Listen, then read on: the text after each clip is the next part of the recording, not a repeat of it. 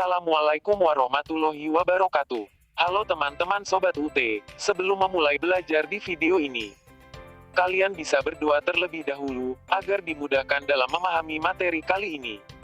Berdoa dipersilahkan. Setelah selesai, kalian bisa memulai menonton video teks dan audio ini ya. Selamat belajar. Jangan lupa subscribe, like, dan komen ya. Karena ini gratis. 3, 2, 1. Mata Kuliah Hukum Administrasi Negara, Modul 1. Kegiatan Belajar 2. Sumber Hukum Administrasi Negara. Pada kegiatan belajar 1, Anda sudah mempelajari pengertian hukum, administrasi negara, dan pengertian serta ruang lingkup hukum administrasi negara. Pada kegiatan belajar 2 ini, akan dijelaskan materi tentang sumber hukum administrasi negara. A. Pengertian sumber hukum. Pengertian sumber hukum secara ringkas merupakan segala sesuatu yang dapat menimbulkan aturan dan tempat kita dapat menemukan aturan tersebut. Pendek kata, apabila hendak mencari ketentuan-ketentuan yang mengatur hukum administrasi negara, tempat tersebut merupakan sumber hukum administrasi negara. Sumber hukum dapat dikelompokkan dalam dua jenis, yakni sumber hukum formil dan sumber hukum material. Sumber hukum formil lebih menekankan bentuk aturan hukum, sedangkan sumber hukum material lebih menekankan faktor-faktor yang memengaruhi isi ketentuan hukum tersebut. B. Sumber hukum administrasi negara. Sumber hukum formil dari hukum administrasi negara pada hakikat bisa dalam bentuk tertulis, tapi juga dapat berbentuk tidak tertulis. Secara umum, sumber hukum formil tersebut dapat berbentuk 1. Perundangan tertulis 2. Jurisprudensi 3. Kebiasaan, konvensi 4. Traktat perjanjian 5. Doktrin atau pendapat ahli 1. Perundangan tertulis. Perundangan tertulis merupakan sumber utama bagi ketentuan dalam hukum administrasi negara. Hal ini merupakan ketentuan yang bersifat positif dan mempunyai daya paksa yang paling kuat dibandingkan dengan sumber hukum lainnya. Sumber hukum perundangan ini tidak hanya merupakan produk di tingkat pusat, tapi juga meliputi sumber hukum di tingkat daerah. Pada masing-masing perundangan, baik di tingkat pusat maupun daerah, diatur gradasi atau tingkat keberadaannya. Hal ini untuk menentukan tingkat keberlakuan dari perundangan dan juga agar terjadi satu susunan hukum nasional. Dalam Ketatanegaraan Indonesia, tata urutan perundangan diatur dalam UU Nomor 12 Tahun 2011 yang menyusun stratifikasi perundangan sebagaimana diatur dalam Pasal 7 Ayat 1 peraturan tersebut. A. Undang-Undang Dasar Negara Republik Indonesia Tahun 1945. B. Ketetapan Majelis Permusyawaratan Rakyat. Peraturan Pemerintah. C. Undang-Undang, Peraturan Pemerintah Pengganti Undang-Undang. D. Peraturan Pemerintah. E. Peraturan Presiden. F. Peraturan Daerah Provinsi. Dan G. Peraturan Daerah Kabupaten, Kota. Khusus mengenai peraturan daerah, jenjang tersebut diperinci dalam 3 jenis peraturan. A. Peraturan daerah provinsi dibuat oleh Dewan Perwakilan Rakyat Daerah Provinsi bersama dengan Gubernur. B. Peraturan daerah kabupaten, kota dibuat oleh Dewan Perwakilan Rakyat Daerah Kabupaten, kota bersama Bupati, Wali Kota. Peraturan desa, peraturan yang setingkat dibuat oleh Badan Perwakilan Desa atau nama lainnya bersama dengan Kepala Desa atau nama lainnya. Untuk ketentuan lainnya, seperti peraturan presiden, keputusan presiden, keputusan menteri, peraturan menteri, dan peraturan perundangan yang diterbitkan oleh lembaga-lembaga negara, seperti peraturan Badan Pemeriksa Keuangan atau peraturan Bank Indonesia. UU Nomor 12 Tahun 2011 tetap mengakui sepanjang diperintahkan oleh peraturan yang lebih tinggi. Namun, menjadi permasalahan karena UU Nomor 10 Tahun 2011 tidak secara tegas mengatur tata urutan hierarki atas peraturan perundangan lainnya. Hal ini tentu sangat berpengaruh pada pemanfaatannya dalam praktik administrasi negara sehari-hari.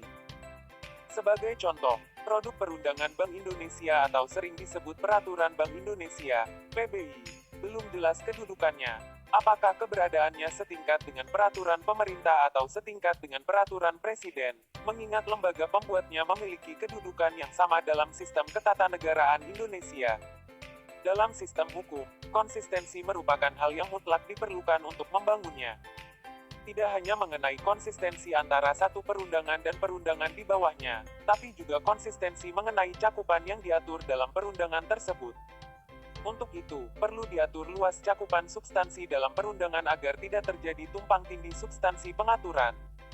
Mengenai antisipasi terhadap kemungkinan terjadinya overlapping di antara peraturan perundangan, masing-masing perundangan diatur substansinya. Lebih lanjut, setiap peraturan perundangan tersebut diatur prinsip atau asas dasar yang harus ada di dalamnya.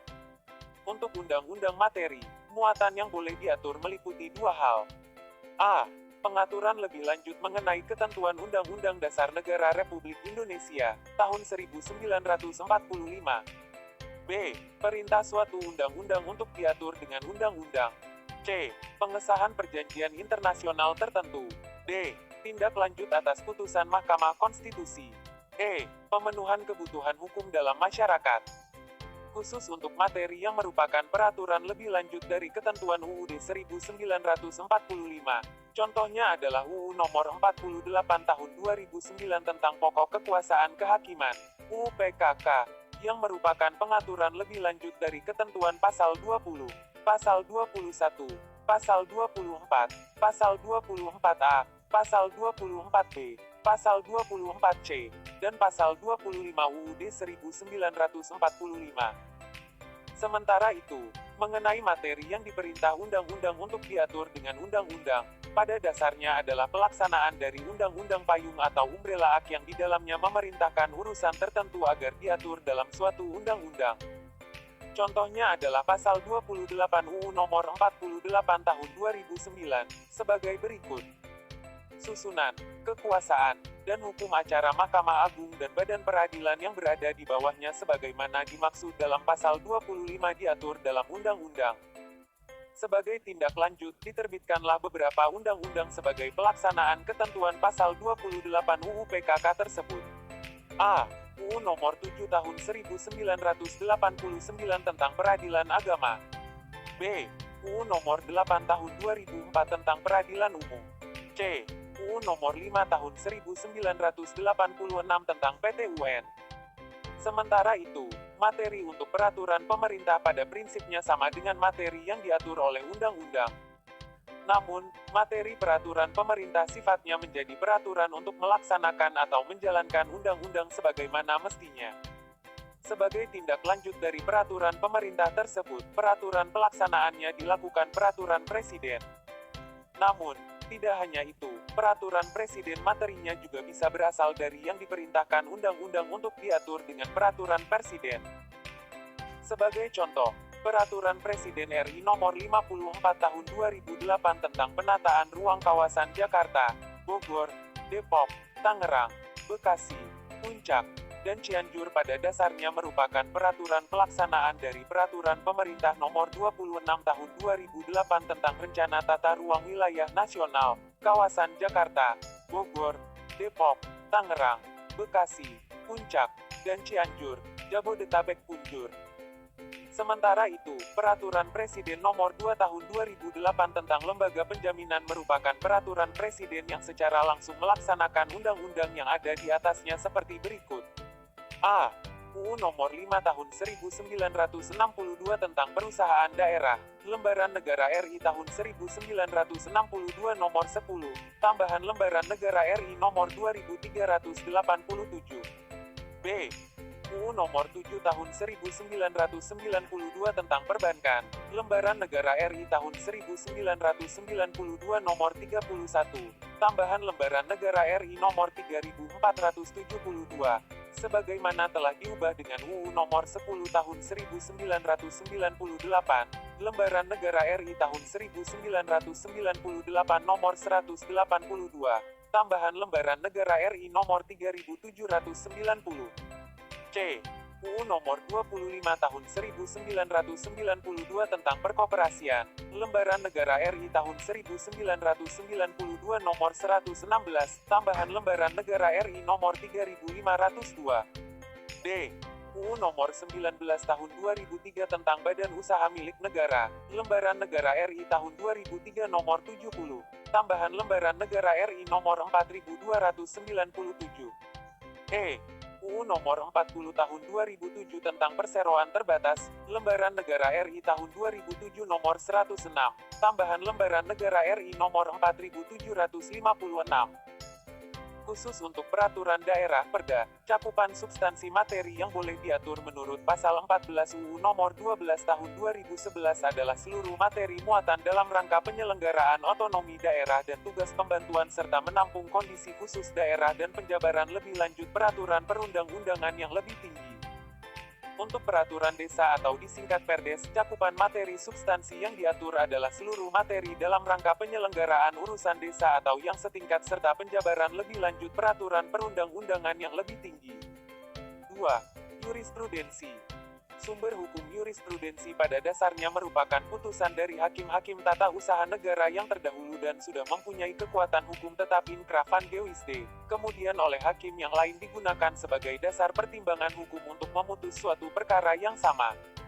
Pengertian putusan sudah mempunyai kekuatan hukum tetap adalah para pihak yang bersengketa sudah tidak dapat menggunakan hak untuk mengajukan upaya hukum atas putusan tersebut. Hakim memandang bahwa pertimbangan hakim terdahulu dalam mengambil putusan yang terdahulu patut dipedomani guna memutus suatu kasus yang sama. Menurut Siti Sutami, motivasi hakim dalam menggunakan jurisprudensi dapat disebabkan oleh A. Alasan kesesuaian pendapat. B. Alasan kepraktisan. C. Alasan psikologis.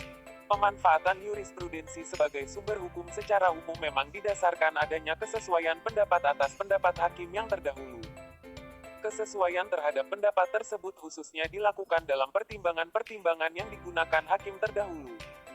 Kemudian, diterapkan oleh hakim yang lain dalam kasus yang sama dengan kasus yang ditangani hakim terdahulu. Alasan lainnya bagi hakim yang menjadikan jurisprudensi sebagai sumber hukum adalah alasan kepraktisan.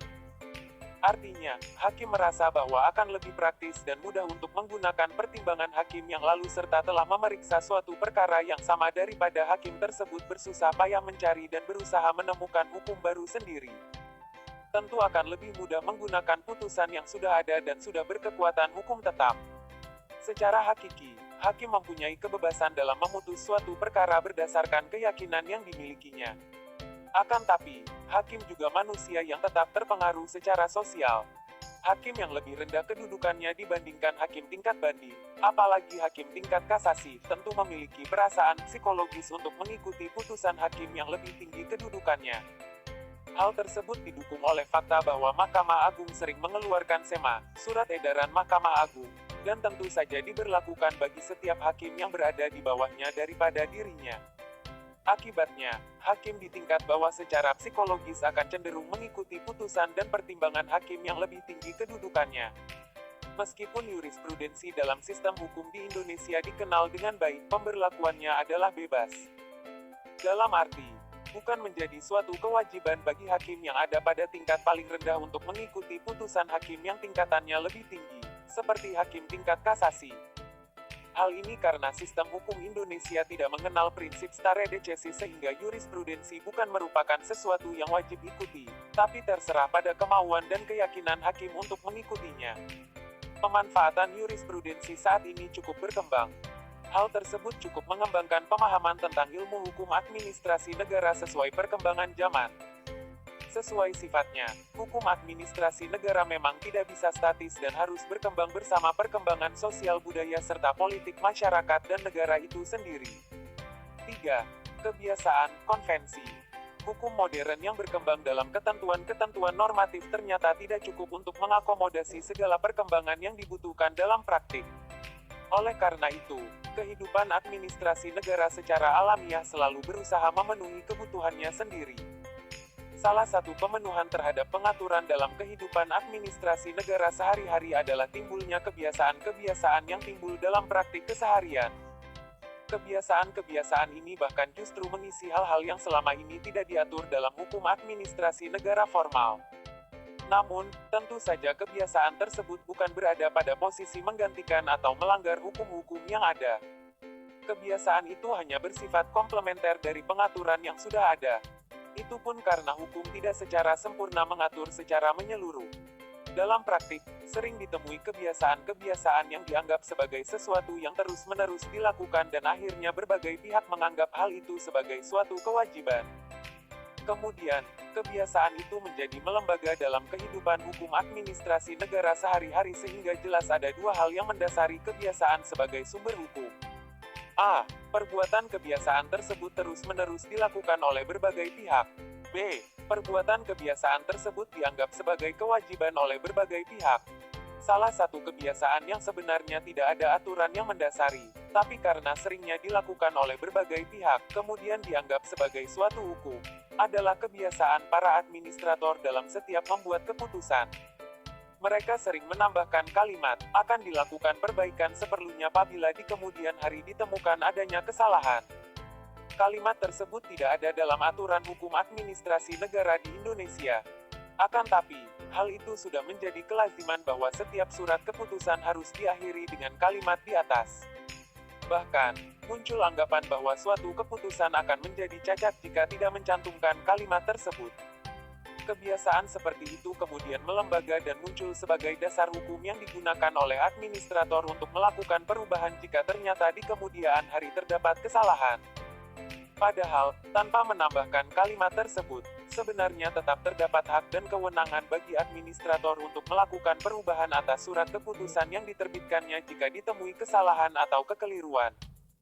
Dengan perkataan lain, tambahan kalimat tersebut sama sekali tidak menimbulkan hak bagi administrator untuk melakukan perubahan sebab hak untuk melakukan revisi atas keputusan yang diterbitkan merupakan kewenangan yang melekat pada administrator. 4. Traktat. Luas cakupan hukum administrasi negara saat ini tidak lagi sekadar mengatur hal-hal yang sifatnya nasional ataupun lokal. Akan tapi, luas cakupannya sudah mengatur hal-hal yang berkaitan dengan hubungan antara satu negara dan negara lainnya. Hal ini sebagai konsekuensi dari globalisasi yang mendorong kerjasama antar negara. Bahkan, lebih dari beberapa negara secara bersama saling mengatur kerjasama di antara mereka.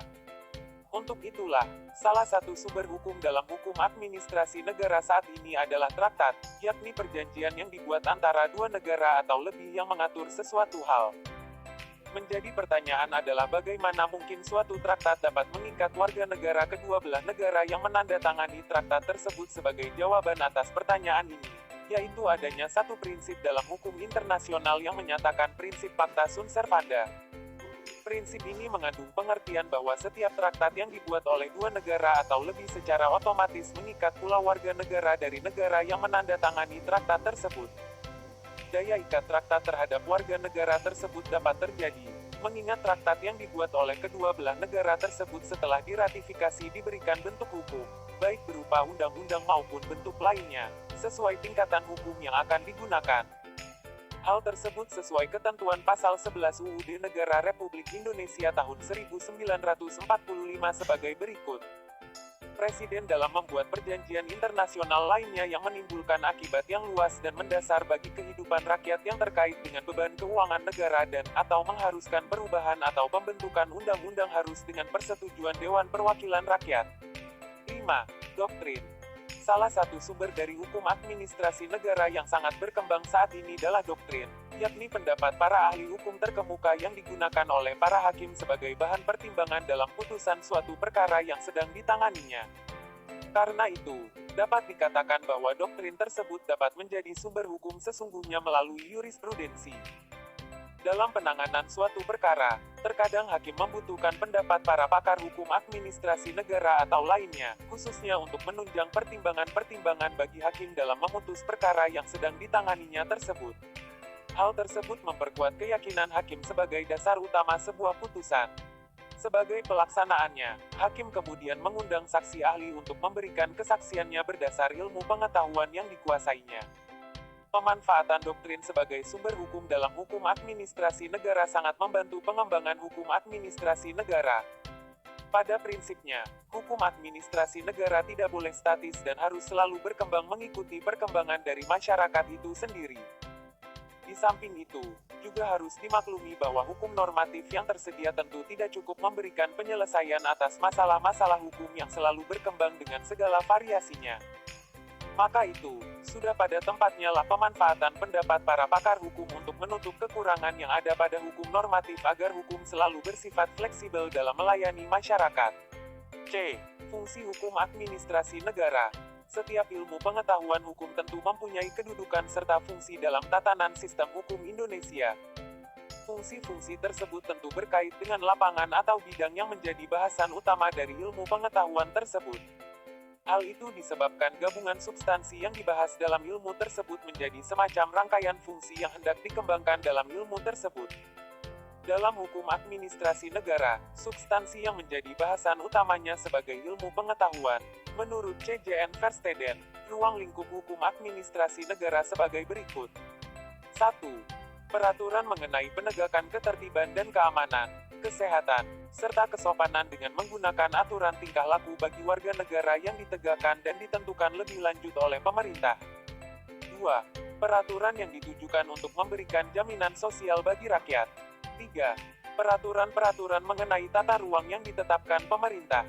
4. Peraturan-peraturan yang berkaitan dengan tugas-tugas pemeliharaan dari pemerintah, termasuk bantuan swasta dalam rangka pelayanan umum. 5. Peraturan-peraturan yang berkaitan dengan pemungutan pajak. 6. Peraturan-peraturan berkaitan dengan perlindungan hak dan kepentingan negara terhadap pemerintah. 7. Peraturan-peraturan yang berkaitan dengan penegakan hukum administrasi. 8. Peraturan-peraturan mengenai pengawasan organ pemerintah yang lebih tinggi terhadap organ yang lebih rendah. 9.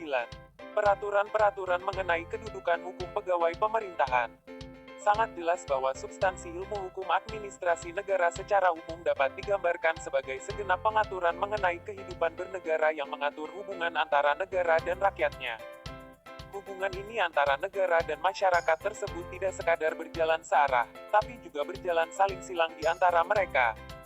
1. Pernyataan di atas yang menyatakan bahwa intisari hukum administrasi negara merupakan pengaturan hubungan antara negara dan masyarakatnya. Hal ini didukung oleh pendapat J. van der Hoeven yang menyatakan adanya 3 sisi hukum administrasi. 2. Normativitet, yaitu hukum tentang kekuasaan pemerintah, Rechope de Regermach.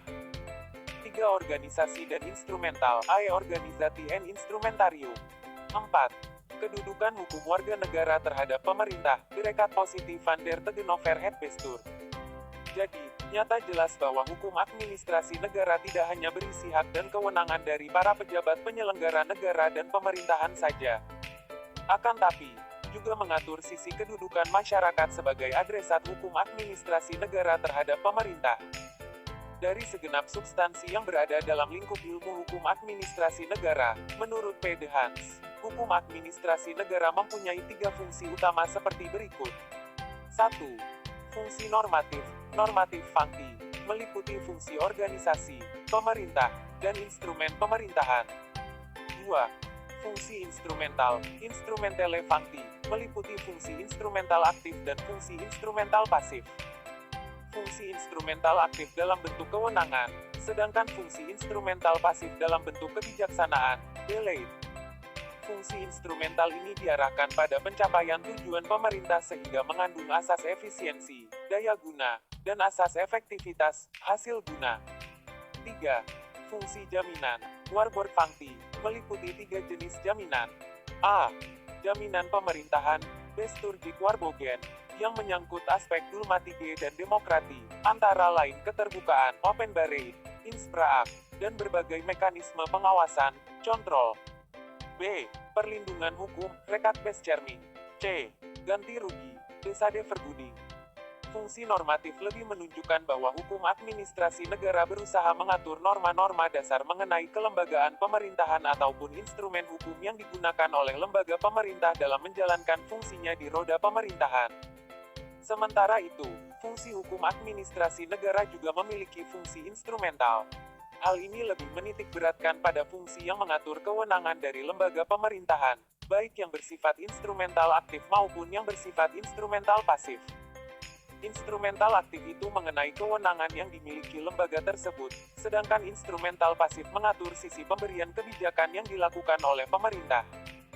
Dalam hal fungsi penjaminan yang diemban oleh hukum administrasi negara berusaha menjalankan fungsi untuk menjamin terselenggaranya pemerintah berdasarkan demokrasi.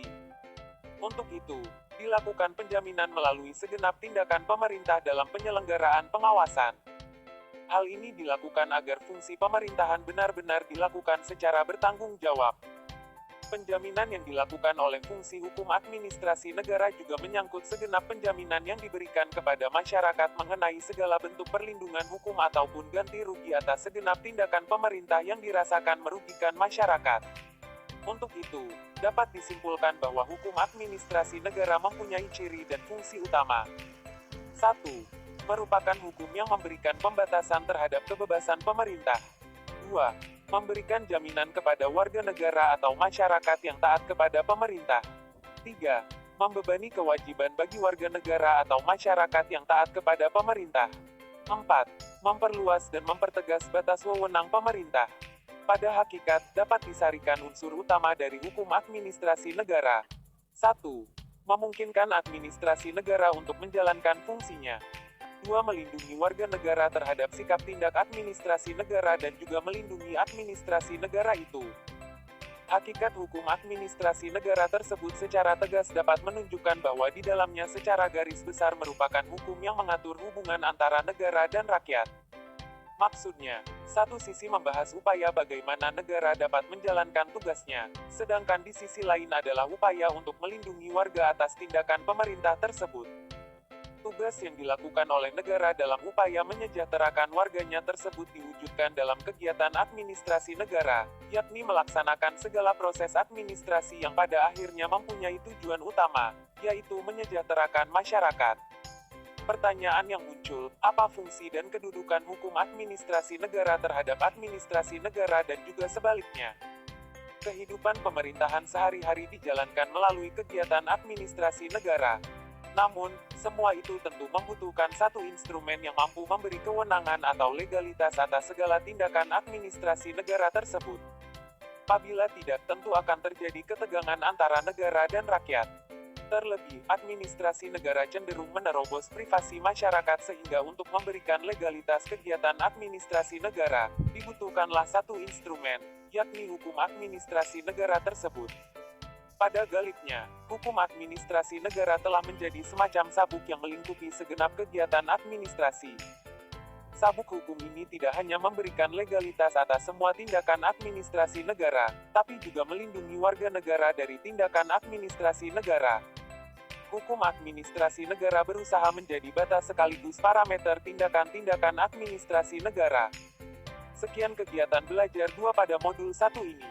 Selanjutnya kegiatan belajar 1 modul 2. Terima kasih telah menonton. Jangan lupa untuk like, subscribe, komen, and share.